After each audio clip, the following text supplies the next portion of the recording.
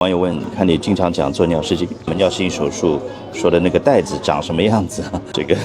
很有趣啊，这个问题倒第一次有人问我。那么吊带呢是这样的，长40公分，但是宽度只有1.1公分，所以它是个袋子。那么放入体内啊，不是所有人这40公分全放在体内的，绝大部分人呢会有一些多出来，因为要它从肚子的小肚子这边穿出来，所以会有一点点多。多出来的部分呢，我们把它剪掉就可以了啊，就是这样一个吊子。所以一个人放在吊带的这个体内的长度其实是有所不同的，但是根据它的这个个头的大小来看啊，但效果还是一样的。